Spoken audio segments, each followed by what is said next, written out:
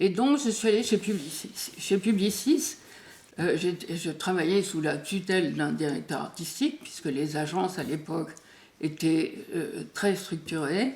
Ce n'était pas le marketing qui décidait, mais les directeurs artistiques qui étaient très puissants pour choisir les photographes, les illustrateurs, les gens comme moi. Et j'ai travaillé sur des budgets qui étaient intéressants en théorie. J'ai travaillé sur les publicités pour les voitures Renault pendant 1 an, mais c'était varié. Il y avait des annonces, il y avait des affiches. Il n'y avait pas de télé à l'époque à faire, mais il y avait beaucoup de choses différentes, support papier, rue, et sur des anti-moustiques qui s'appelaient les plaquettes Vapona.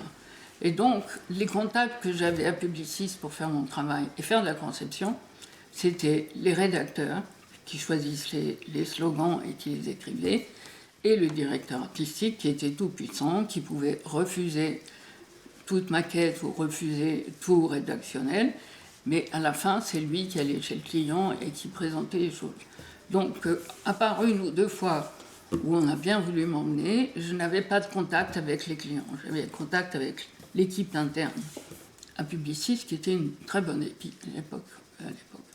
Après, là, je me suis dit, ça ne me plaît pas.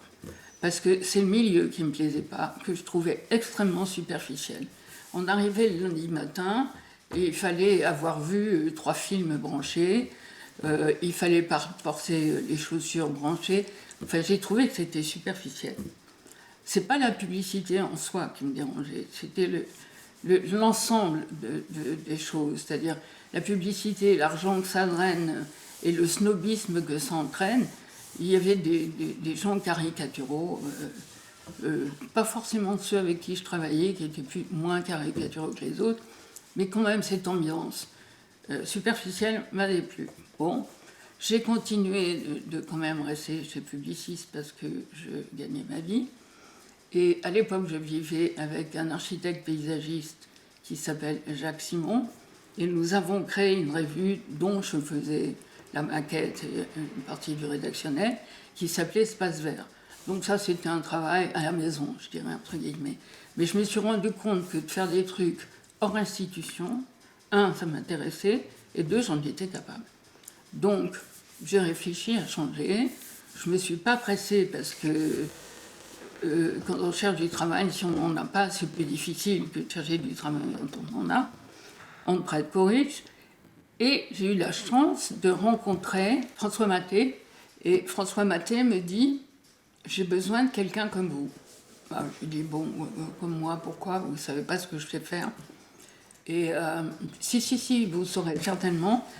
Nous créons avec François Barret le centre de création industrielle, inspiré par le Design Center de Londres à l'époque. Et j'aurais besoin de gens pour faire des expositions et des catalogues.